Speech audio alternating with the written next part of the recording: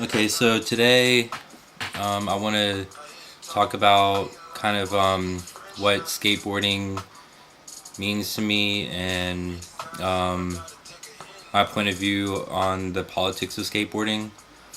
Um, there's a lot of stuff to kind of talk about when you talk about skateboarding. Um, so skateboarding started off as a way to surf when you're not actually surfing. Um, so we come from a lineage of surfers, basically people who wanted to surf but couldn't get to the waves. So so basically, it started off from the surfing sport, and sorry, I have to pick this up. Um, so so after skateboarding had started, um, it kind of it started with a small group of guys, and it grew outside of that group, and there was a lot of, even when it started, um, um, back in the 70s, um, the the sport grew into like a into competition, and there was variances within different groups of skaters. So you had the Z Boys, and you had other guys who kind of were more with the, I can't really say. It was just I haven't watched the Lords of Dogtown in a long time. I don't really remember all of that stuff, but I'm gonna tell you what it means today. So the key point is that there are many variances within skateboarding. Um, so nowadays, there's so much things that influence a skater's life. Okay, so the life before they started skating, after they started skating, what their whole skateboarding experience kind of accumulated to. Um, so, one of the key factors in skateboarding, one of the major influences in skateboarding is music. So, depending on the type of music that you listen to, whether you listen to it or not, but if you do listen to music, what kind of music do you listen to? So, do you listen to emo? Do you listen to rap? Do you listen to rock? Do you listen to oldies? What's your genre? And your family can have a huge influence on your skateboarding too. Did they support you in your skateboarding career or skateboarding activities? Did they not support you? What class in society did you grow up skating in? Were you rich? Were you poor? Were you poor, middle class, rich? That could have a huge influence. Could if maybe you couldn't even afford a skateboard, maybe you know you got it from your friend and you had to work to skate, or maybe you just got skateboards off the rack, um, so that's another major influence, and also your own self um, motivation. Are you actually even interested in skateboarding? enough to skateboard or interested enough to keep skateboarding. So now, so I've given you a few of the influences. Oh, where your location? Where do you live? Do you live on the West Coast? Do you live on the East Coast? You know, if you I want to step back and say that you know who your parents are.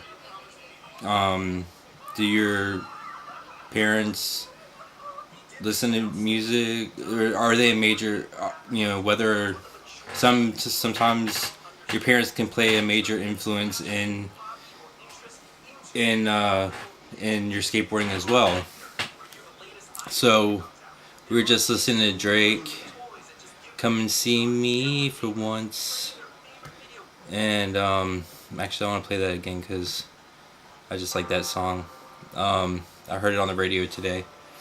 Um, but so did you grow up on the West Coast or did you grow up on the East Coast? And did you grow up in the North or the South, or did you grow up in another country? Like, and the the politics and family, um, the family traditions can play a influence on whether or not you become a skateboarder or whether you keep skateboarding, whatever the case may be. But let's just focus on the United States and say the West Coast. That's where skateboarding started. Skateboarding is the capital. I'm sorry, California is the capital of skateboarding. And I didn't. I grew up in Virginia. I spent some time in Georgia, and growing up in Virginia, I had a lot of friends, and I moved to Georgia ninth grade, 10th grade, and made friends down there, and you know, just try to hold it together the best I could. But what the difference is that in Virginia the weather's so cold that, I mean, in the winter it's so cold you can't really skate, and that leaves you with um, little to no options as far as being able to skate. You can do other things, of course, with your time, but for real skaters, you want to be able to skate all the time. Basically, I mean, if you go skate, of course, you're gonna be like, I need to go eat or go lay down or do something else. You know, you want to go have fun maybe. Um, but in the South, you got nicer weather. It's warmer all year round. California, you got Southern California has probably the best weather within the contiguous 48 states. Um, you know, not including Hawaii, which I'm not really too sure how how the weather is there, but um, being in Southern California, and that being the capital of skateboarding, that is the best place to grow up skateboarding. If you want to be a skateboarder, that's where you want to be. Um, but but from my point of view, I'm 34 years old right now, and moving to Southern California to become a professional skateboarder doesn't really make a lot of sense. However badly I want it to be true. Um, but um, the difference though is that I am an East Coast skater, and East Coast skating is different than West Coast skating.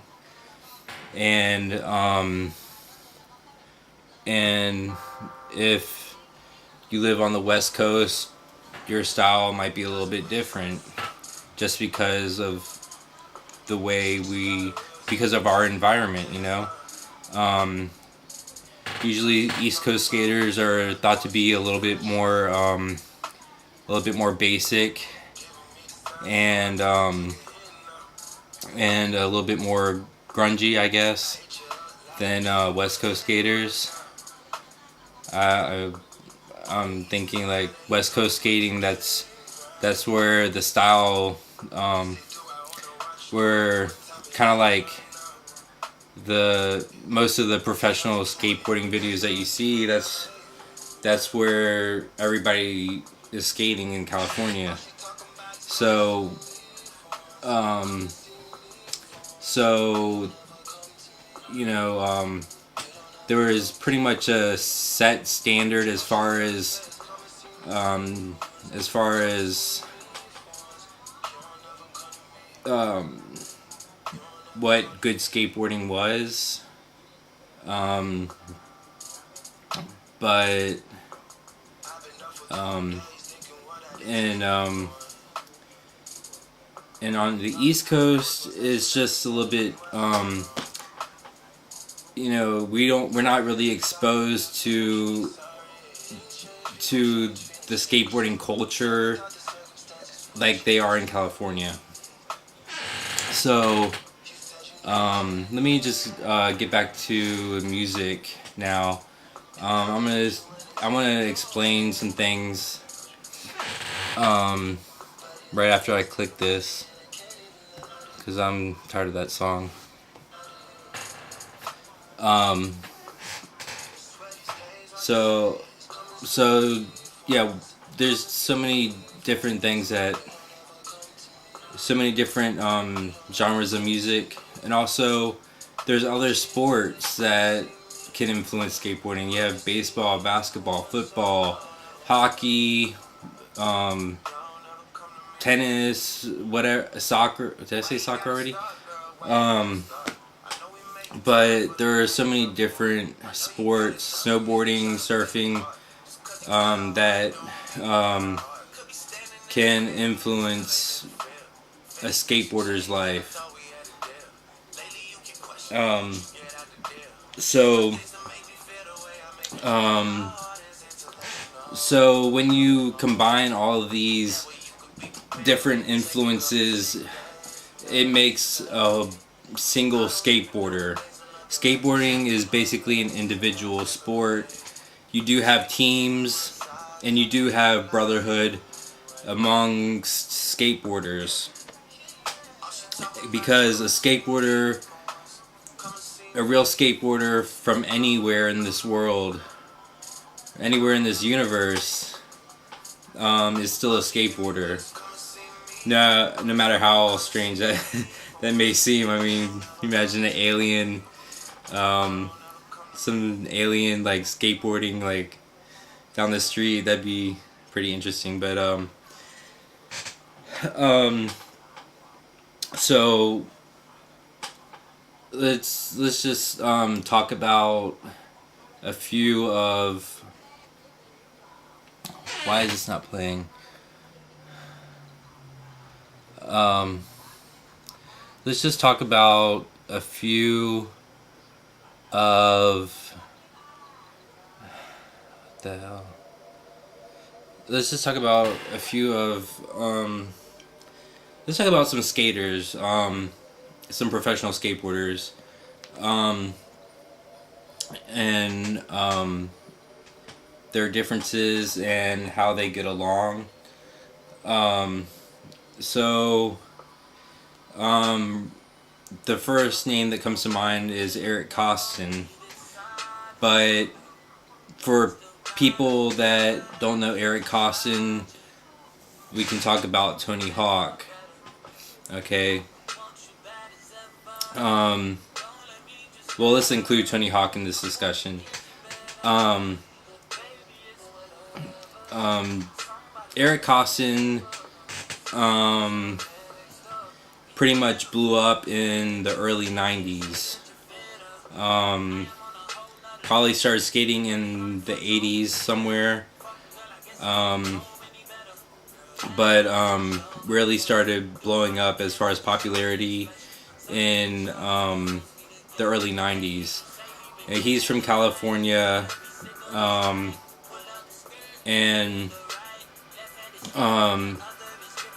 he was he's a very talented skateboarder.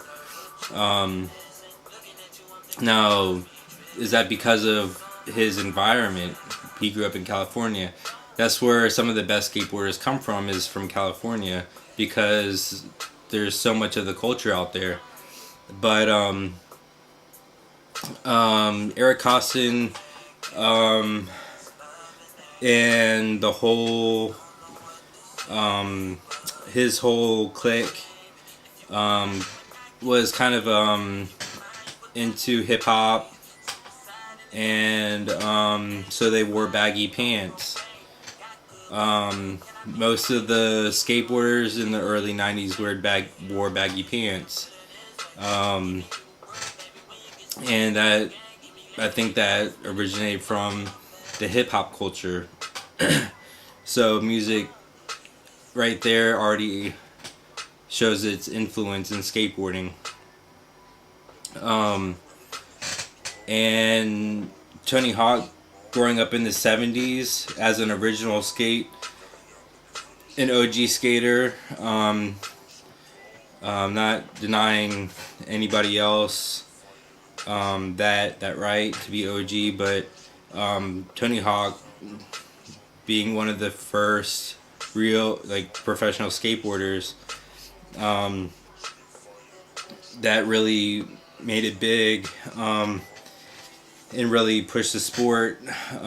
He doesn't show that a lot of hip hop influence.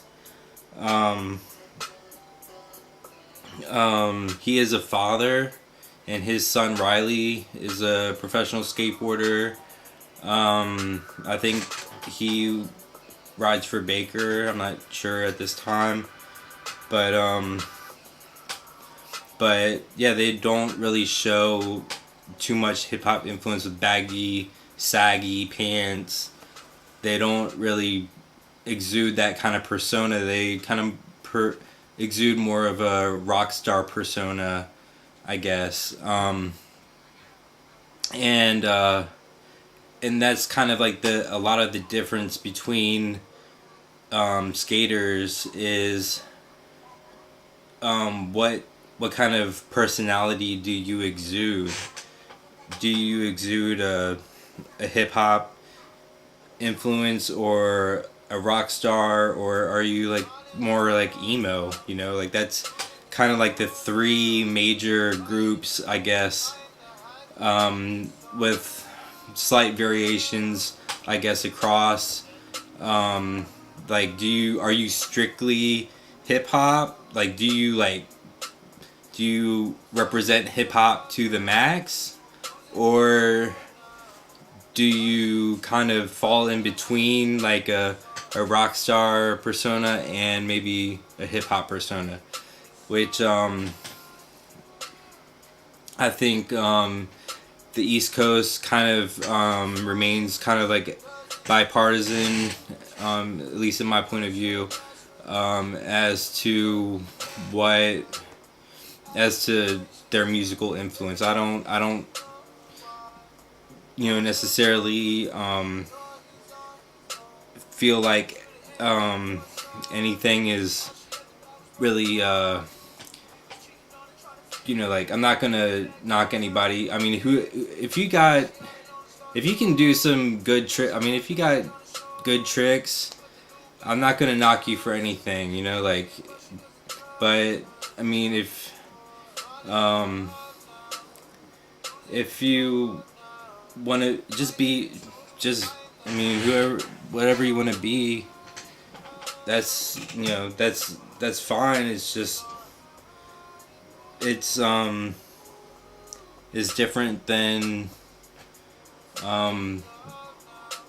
somebody else, And that's what kind of skateboarding is about, individuality. So you want to be recognized, you want to get known, you want to you want to be somebody that is going to get attention, because the more attention you get, the more money you get, pretty much. The more publicity that you get, the more money you're gonna make in the long run. So being on the East Coast is really hard to get that kind of attention.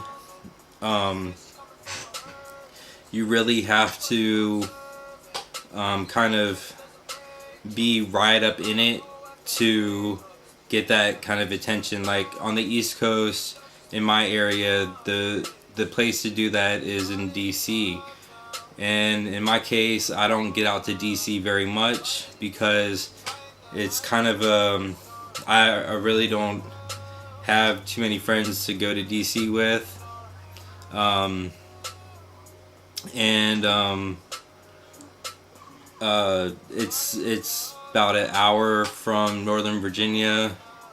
And then we gotta ride the metro into DC, which is kind of a hassle. But if back in the day, that's what me and my friends used to do. We would go up to Vienna in Virginia, where the metro starts, and ride it into DC.